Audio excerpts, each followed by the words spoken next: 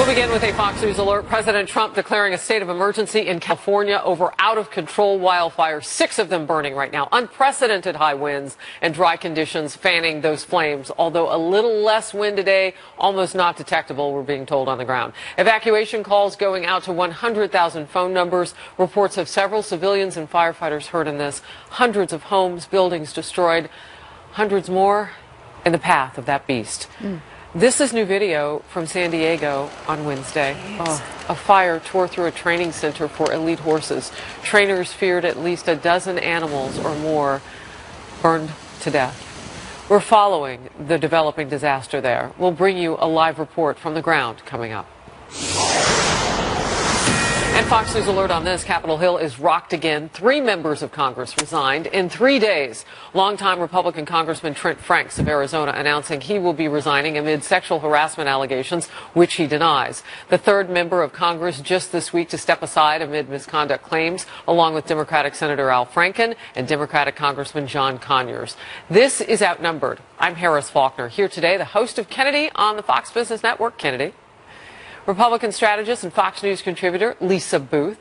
Democratic strategist and Fox News contributor Jessica Tarlov. This will be fun. Outnumbered today, conservative commentator and TV and radio host for The Blaze, Lawrence Jones, or as I like to call him, Big Law, from Texas. Only Hi. You can do that. Only you. I saw that on Twitter. Only Harris. It's good to see you. Thank y'all so much for having me today. Merry Christmas and all the joy to everybody that you love in Texas. Not I know. much joy going on in the world today. Well, I our was sending leaders. it to your people. we can make it joyful though on this Right? couch. Don't you feel like you can? Let's do it. Kennedy's earrings alone are joyful. They're ornaments. I just stole them off a tree and and here we go.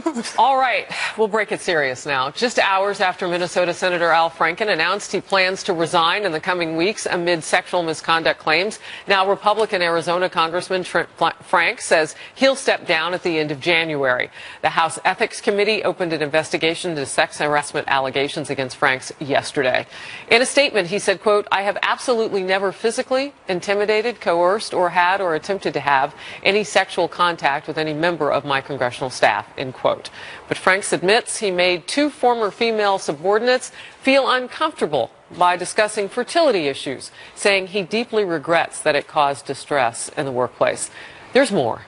The House Ethics Panel says it is also expanding its investigation into Texas Congressman Blake Farenthold, also a Republican, over allegations he sexually harassed a former member of his staff and retaliated against her for complaining. Farenthold denied wrongdoing when that case was settled. I see you nodding your head when this becomes bipartisan, the accountability. Why? I think it needs to be bipartisan, but I do think that there needs to be due process. But I have to be honest, the Franks thing is weird to me, but I don't know why he resigned. Maybe there's more that's going to come out. I thought it was creepy, but I didn't think it was like Roy Moore or the allegations against Frank or like, the other people that have gotten some national attention. This is getting real muddy for me. I got to be honest, as a man, I feel very uncomfortable because I believe that there's a lot of allegations going out without due process. I think some of them warrant it after people make public statements or some of the evidence is presented. And we're going to talk about this later in the show, when you have things like the Roy Moore case, which I was critical of the guy, and then the supposed victim says, hey, I forged the date in the yearbook, that's problematic for me. Well, it's just that she added the date. She didn't say she forged the note from Roy Moore. Well, that's still forgery. You can't add a date to a signature. I understand. I'm just saying we need the complete picture of what happened there. And I agree with you. And I saw last night when Franks made his resignation that there were people, media reporters, saying there is more to the story that will come out in the days to come. So well, we'll see. But nonetheless, it hurts her credibility, Beverly Young Nelson, for now saying that she did something that she otherwise claimed she didn't. But on the due process angle, I want to read a quote from Jeremy Piven, the actor. I'm sure a lot of you guys are aware of him because I think it's the most succinct quote I've heard from someone. And he said, "We seem to be entering dark times. Allegations are being printed as facts and lives are being put in jeopardy without a hearing, due process, or evidence." And as I mentioned yesterday, in the 24-hour news cycle, social media, this mob mentality, how do we get this right where we are weeding out bad actors that should not be in the workforce, that are committing horrible acts against women that are completely inappropriate and wrong, but without taking down and innocent people getting sucked up in this. Let me and I think add it's this so to the important to mix, strike that balance. Kennedy, as we talk about this, this is not an even playing field. So when the women, bravely speak out, their voices are heard differently than the people in power, these men. So when you talk about due process, that's why you have an ethics committee. So then I ask the question, why are these men circumventing them? Why is Al Franken exiting before the ethics committee has had a chance to look at him?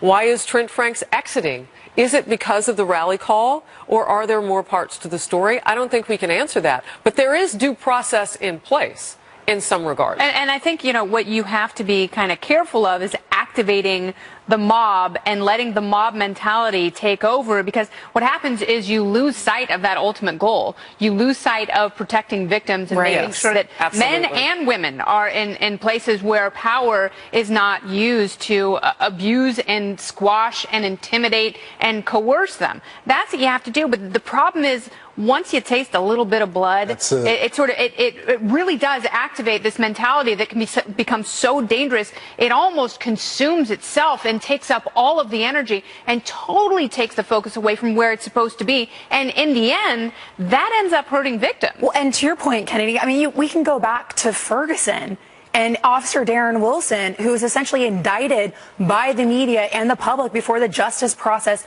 was even able to play itself out. So, I mean, we do have to be careful, but also to get back to the victims and the people who are making these claims as well. You go on Capitol Hill, you can look at the Office of Compliance, and the deck is clearly stacked against them. So I think it's important for Congress to also make those changes, which we've seen bipartisan legislation introduced. The deck is stacked against the women and the men, and I like the fact that you brought that up, because we're talking about power here. Right. It's more about power than it is about any other category, gender or whatever.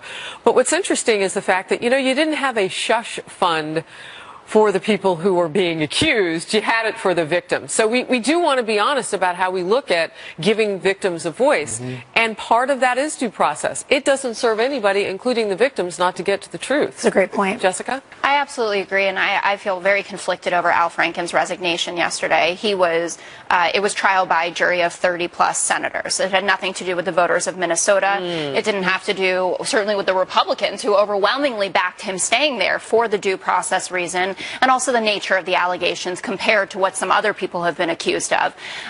So it's a tough one, because I know that Democrats are obviously after the moral high ground here, and we're going into a special election on Tuesday. So was he a political chip? I mean, was he a political sacrifice? I think you could see that in his face, and how upset he was about this. Also, and I understand the complaints that he didn't apologize and he denied a lot of the allegations, but I think he certainly does apologize see himself before, as that. and that's what's really interesting, and I think that's a contrast you're drawing, because he did show more contrition when he first came out. And also his colleagues were all, and that's my problem with the Democratic Party, is they have this authoritarian lockstep where they give you the talking points and you parrot them. And so the first set of talking points were, let's let the ethics committee figure this out and we'll see what happens, due process. And now, yesterday, once Kristen Gillibrand put out that Facebook post, but I think she is the key figure here. What's interesting about it, too, should have been impeached. She's clearly she said that early on, and then her people walked it back so far it almost didn't leave the House again. But she's so let me get this in, because we want to go forward with the conversation, and you touched on it. It has to do with Al Franken's new refreshed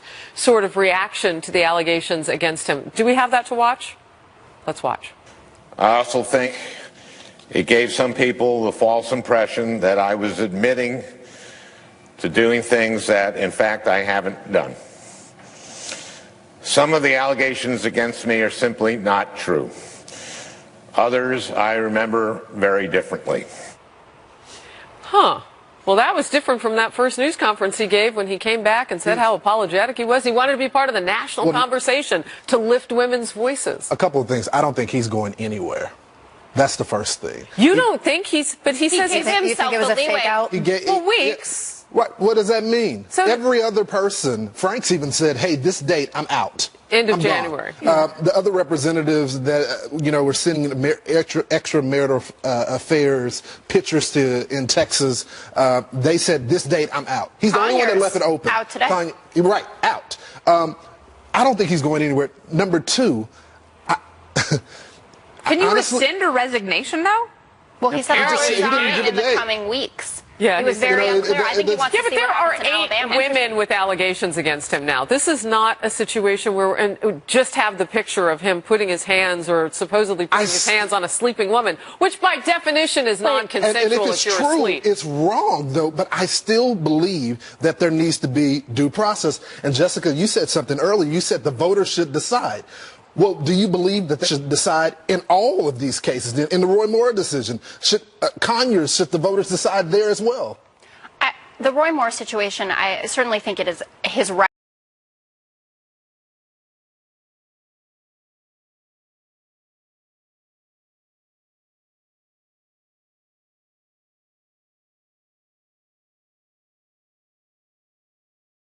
Their judge picks that they could get someone who was pro-life, which I know is hugely important to the evangelical population in Alabama, and I feel sorry for them. I hope I never have to face a choice like that. Decide? But I do think they should decide, and then I think there's also reason that the Senate can vote to expel someone that they do not think should be a member of the Senate, and then you'll get a Republican appointee after that. But to the point about expelling, this would be unprecedented to expel a duly elected senator when the voters had full knowledge of the allegations made against him. So there's also a dangerous precedent. And there's been times in history where a party has controlled 2/3 majority in the Senate. So is this used in the future as a political tool? I think these are important things to be thinking about. All right, breaking news is about to break into this conversation. The UN Security Council is holding a special session right now on President Trump's decision to recognize Jerusalem as Israel's capital and as well move our embassy, U.S. Embassy, from Tel Aviv to Jerusalem as that new capital. The U.S. Ambassador to the UN, Nikki Haley, you see her there, speaking now. Let's watch together. Decision does. The president has announced that the United States recognizes the obvious, that Jerusalem is the capital of Israel. He has also instructed the State Department to begin the process of relocating the U.S. Embassy from Tel Aviv to Jerusalem.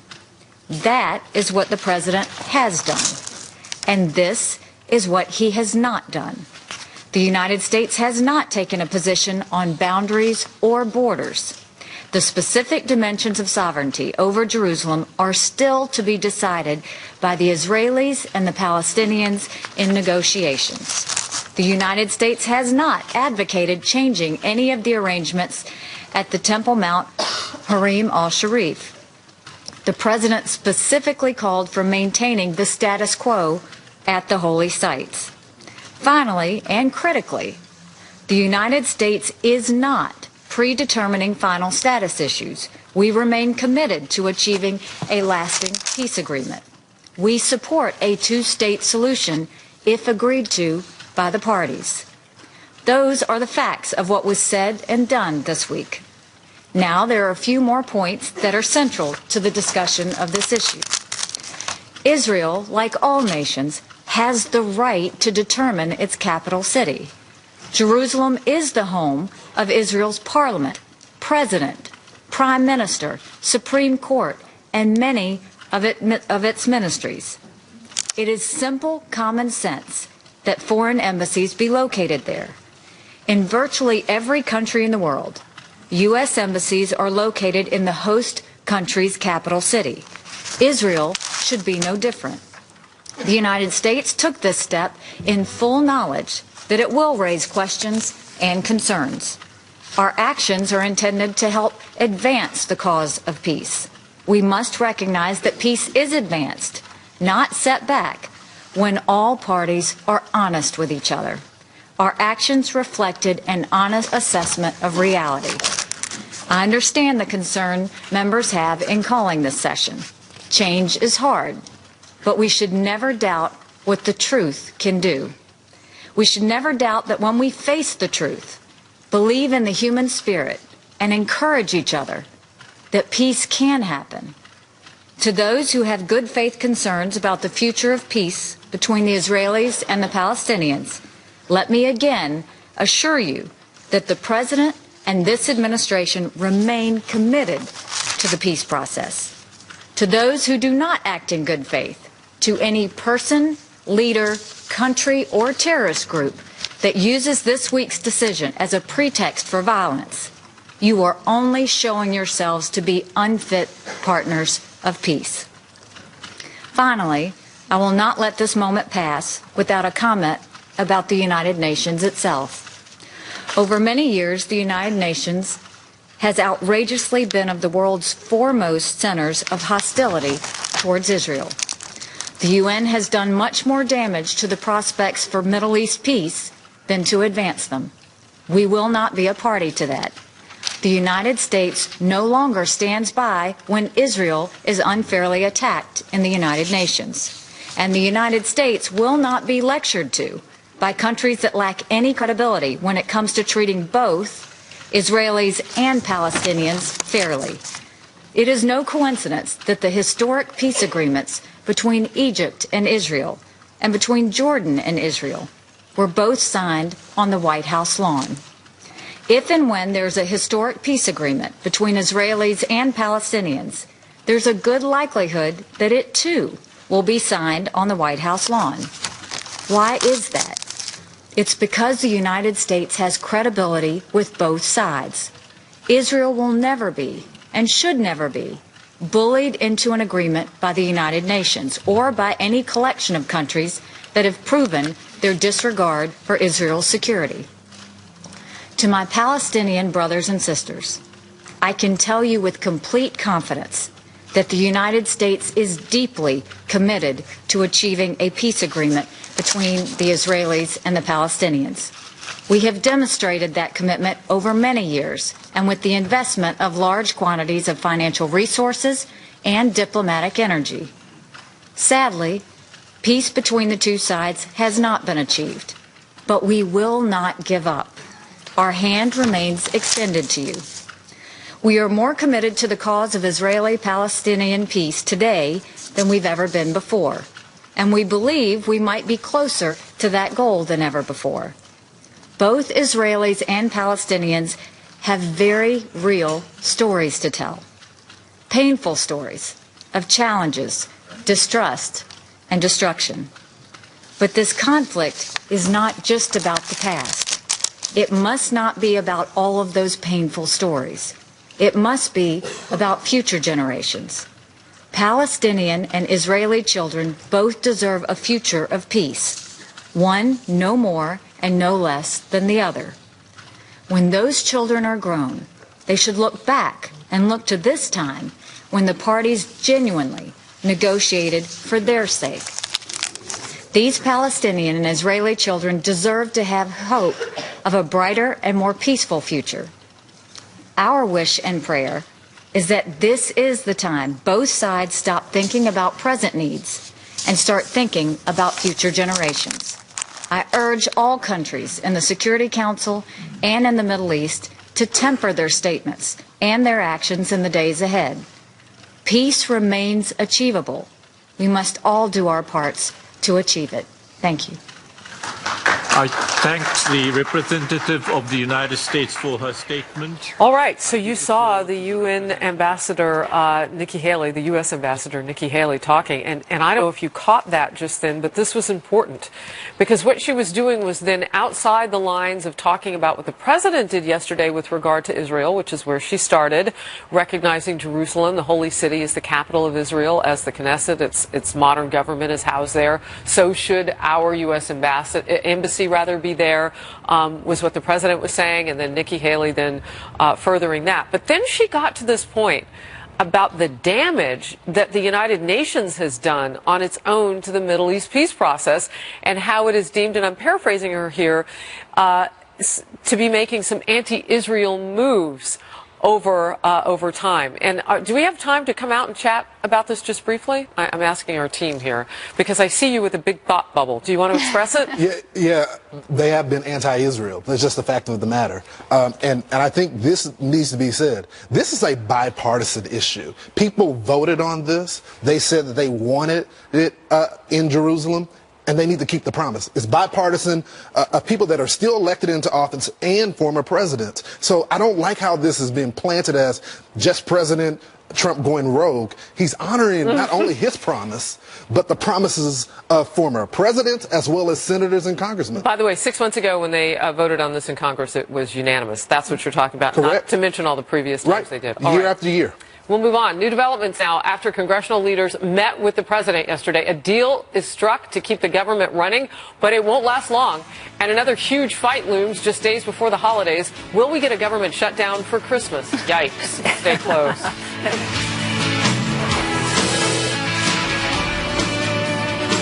Well, hello, and welcome back to the couch. President Trump signing off on a temporary spending bill averting a government shutdown, at least for now. This after Congress passed the stopgap measure that funds the government for the next 2 weeks. Yeah, that's all. But lawmakers still face a turbulent road ahead as they look to draw up a broader budget by the new December 22nd deadline. The president hosting congressional leaders from both parties yesterday to try and hash out a long-term solution. There was plenty of optimism going in.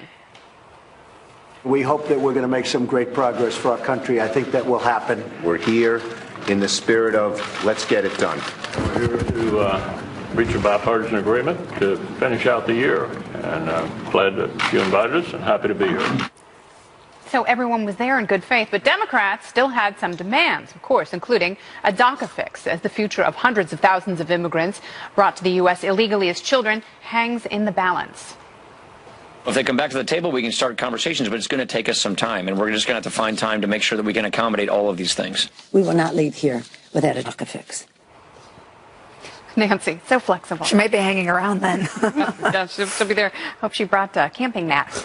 So, Lawrence, let's discuss this a little bit, because I think in the spirit of the holidays, it is nice to see lawmakers from both parties come together, because it has been such a contentious year after such a contentious election. So it's nice to see them sitting around the table. The problem is, now they're going to spend a bunch of money. And I'm mad as hell about it. I mean, it's my generation that's going to be paying for this. And so I don't mind if we shut down the government. They need to feel how average day Americans feel when they can't pay their bills. Yeah. Then the lights go off.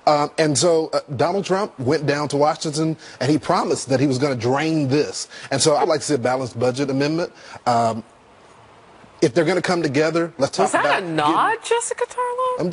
It's a half nod. It's a nod to the balanced budget. What is a half Yeah, I nod? saw that. To the shutdown. You almost got an amen. Shut it down. I'm just saying. That's what happens to us at home when we don't pay our bills. Well, I think that a government shutdown is very dangerous, specifically for the employees who are then not going to go to work. I thought and they're they not said they're collect non-essential employees, though. Yeah, they say that, but we know that that's not the case. I think that it's bad. And bipartisan, this is 2 weeks of bipartisanship, maybe. And we know they're going to pass something else, and it's going to be another month. And then we'll do it again in 3 or 4 months. There are a lot of Republicans who also want this DACA fix.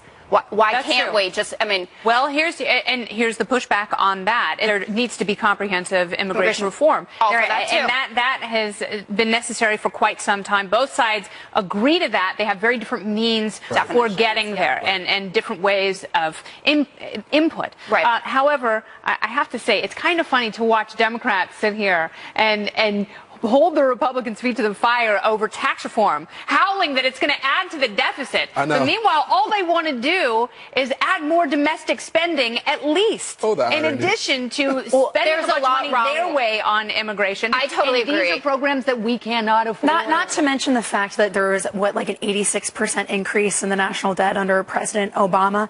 But look, if you're the Democrat Party, I don't blame them for trying to extract some concessions. This is what you do when you're in the minority. They're trying to leverage the power that they do have. Okay, so if you want us to vote for this stopgap funding measure, then, let's get something done with DACA. That being said, if you're the Republican Party, don't play ball. You need something better than just moving forward with a plain DACA bill. They need to push for something like the RAISE Act, which Senators Perdue and Cotton have introduced. President Trump has endorsed and said that he supports. Get rid of chain migration, get rid of the diversity lottery, if I can talk today. I've already demonstrated that I can't with my we voice. feel blessed that you came in. We can hear it in your voice. I would not. I like it. But I have one of those voices. But they need to push for more, and President Trump needs to use DACA, also leveraging his immigration priorities. Both sides, if they're going to have bipartisan immigration reform, both sides are going to have to give up. So why are we something pretty trying big. to, on that particular issue, I agree. then hurry before Christmas? Yeah. And you know what? Not It to doesn't put- belong here. You're absolutely right. No, but a stopgap measure. I was born with gap teeth, so I know it takes was I. several times to get that gap I had out. braces too. It's okay. And so, right? Me So too. I'm just wondering at this point why Democrats Democrats then are, pointing a finger across the aisle with tax reform and how fast it's moving, forgetting how, with Obamacare, that wasn't exactly the most open conversation the country has ever seen. There was some back and forth, but not as open as it should have been. But then on an issue as important as DACA, they want to rush it through. So I don't understand Not just rushing it. How about you pick an issue that actually affects the American people first? Look, I'm not saying we don't need immigration reform. Well, that does, because if you couple it with these other ideas like border wall and all of that, it becomes a national security, too. I mean, if you want to talk about it in a broad term. But I mean, get tax reform done, get health care done, and then we can start talking about immigration reform affecting non-citizens. I don't think the base. I don't think those dreamers are a huge that. economic boon to this country. So it's not just we love our dreamers. We love an improving economy, and we are going to have to pay some of our bills. Serious new questions in the investigation into the Obama administration surveillance of the Trump campaign. What was a top Obama DOJ official doing, meeting with the men behind the anti-Trump dossier during the 2016 campaign? This was unearthed by House Republicans, and now they want answers. Plus, states of emergency in 4 counties, and California officials ordering more evacuations amid the growing wildfire threat. A live report ahead. Stay with us. I would urge everybody to be set. Have your stuff ready to go. We want people to be prepared to leave immediately. Look at your screen. Federal aid will soon start flowing into Southern California as President Trump declares a state of emergency due to the raging wildfires. There they are, a new fire erupting overnight near San Diego. That's 6 of those beasts. Flames tearing through a horse training facility. We now know 25 horses at least have died. 6 major wildfires have destroyed hundreds of homes in Southern California. 1,000 homes are still in danger, we're told, maybe more. High winds are expected to return today. So they got a little bit of a break overnight. It didn't make that much difference on the ground, and then now it's going to get worse. Will Carr is live for us from Santa Paula, California with more. Will?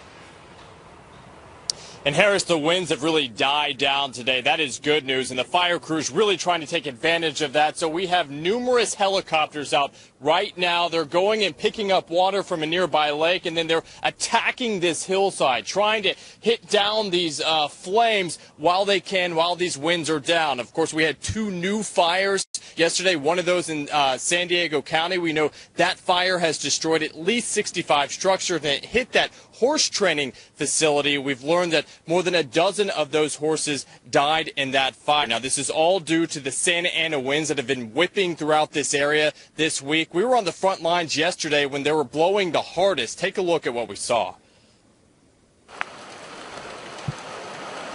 These flames have raced down this hillside in just the past couple of minutes. They're being fanned by the fierce winds we've had throughout the course of the day, and you can see that they are eating everything in their path. Now, the reason this is such a concern is because on this side of the Pacific Coast Highway, you have a number of beach homes. You can see just how close all of these flames are. There are firefighters on the other side spraying these down, trying to do everything that they can to protect this community.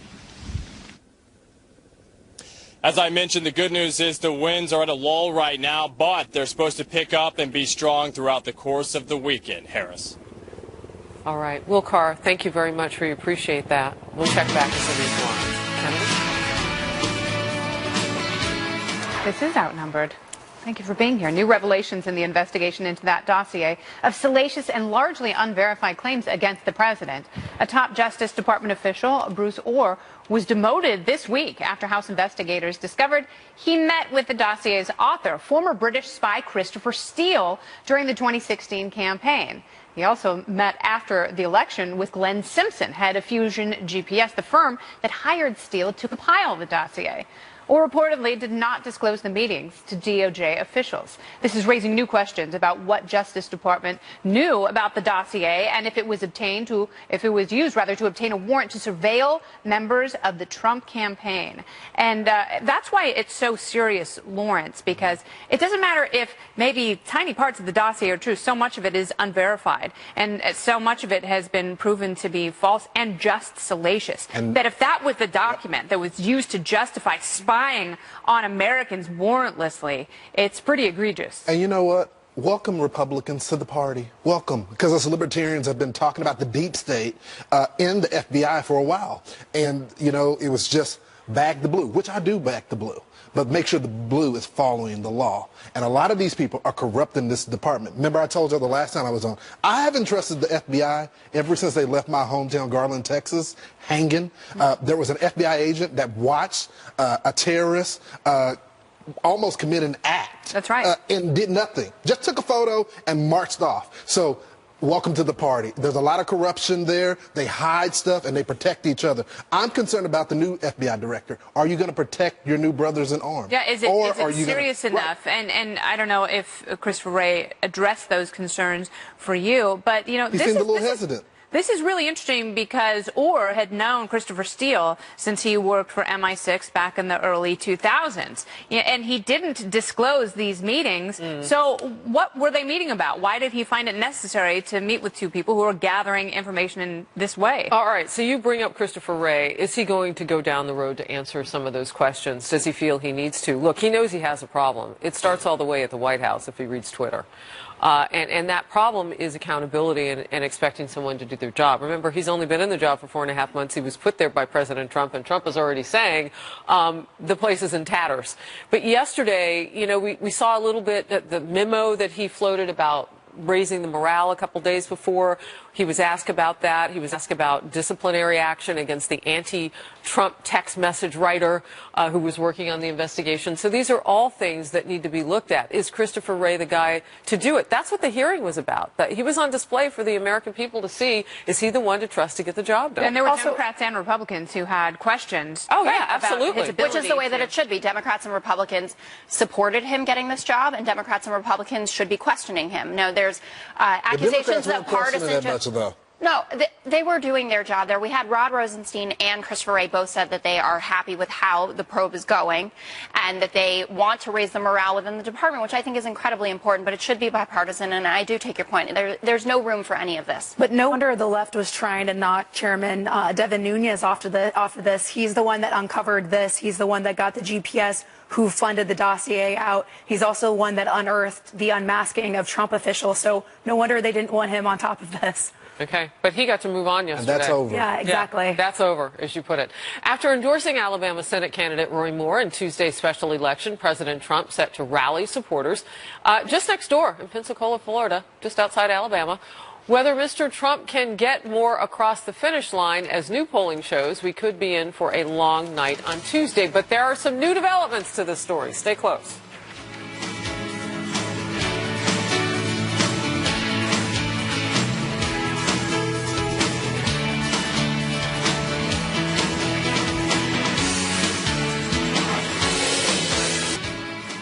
Welcome back. Well, just 4 days until the Senate special election in Alabama, President Trump is heading to nearby Pensacola, Florida tonight. The president is holding a campaign-style rally that is not affiliated with the Moore campaign. And this morning, the president tweeting about the election, saying, last thing the Make America Great Again agenda needs is a liberal Democrat in the Senate where we have so little margin for victory already. The Pelosi, Schumer, Puppet Jones would vote against us 100% of the time. He's bad on crime, life, border, vets, guns, and military. Vote Roy Moore. The latest Real Clear Politics average of polls in the state show that it's very tight, with Moore with a slight lead. So, Lawrence, we can go back to the 2016 campaign. President Trump had something like 15,000 plus people. I think it was in Mobile, Alabama, won the state with over 20% of the vote. How big of a boost is this to Roy Moore for him? You know, he's saying he's not campaigning for Roy Moore, but, you know, he's 20-something miles from the border, right? So, but how much of a boost is this for Roy Moore? Surprisingly, I don't think it's very much of a boost. Is going to give him very much of a boost. I mean, the voters of that state decided when the president, you know, endorsed his opponent that they didn't care what he said. They're only concerned about what they feel. And so I don't think the president coming does anything to boost Roy Moore. I think it kind of hurts him because people are wondering why he's supporting this guy. Just from a constitutional standpoint, the guy doesn't respect the Constitution. And that's why he was in jail. So I think this is a bad move by the president, but he's going to do what he wants to do. Kennedy, so President Trump, as I said in the tweet, he said that Jones is 100% of the time, he's against us. He's bad on crime, life, border, vets, guns. How much does that play into the calculus of Alabamians when they head to the polls, also with these allegations against Roy Moore? I think Jessica nailed it earlier in the show. It's a really tough choice. And, I don't think there are a lot of voters in a lot of states who want to be faced with something like that, because it really is for them the lesser of two evils. And, they have to decide which side of their soul they have to compromise in order to pull the lever. And, I wouldn't be surprised if a lot of people stayed home. But the thing is, do you think the yearbook with this? Well, we're still learning a lot about this, so we don't 100% know. Yeah, because if you feel that if part of the dossier is compromised, then you can't take any of it. And it's the same thing with the yearbook inscription. That's right. If part of it is compromised, if part of it is forged or added, then you can't take that as a valid claim. Having said that, the testimony from Lee Korfman alone, what she has said, her words and the way she has described their interaction is so unnerving that even if she were the only person who had come forward. Well, Jessica, on that, so we all listened to Senator Franken's speech yesterday on the Senate floor. You had mentioned this a little bit earlier in the show, but how much of that was about Roy Moore? It was explicitly about Roy Moore and about Donald Trump, saying that there's a great irony that I am standing down today or in a few weeks, and we have an occupant of the Oval Office with 16 credible accusations of sexual harassment and 8 for Roy Moore, who I believe will be taking an Alabama Senate seat. I think that it's a very sad choice. He didn't talk about Dirty Bill, though. And no, Harris, but this is during the same Al Franken speech where he took back basically his apology to some of the victims. Well, come on. All right, so let me talk money for just a second, because the RNC jumped back into the game for Roy Moore. And what we know from our reporter Peter Ducey is that the RNC won't have any supportive staff on the ground before the election, they believe, but the phones and the mail and that ground game that they can help out with, they're floating cash. Last week, $50,000, another $120,000 transfer from the RNC's bank account to Alabama, in support of Roy Moore, will be used for those things on the ground, generally, we are told, by the staff that's already there. So this is important, because Roy Moore was already able to raise a ton of cash with the Victory Fund. Remember, we were doing that watch on Overtime.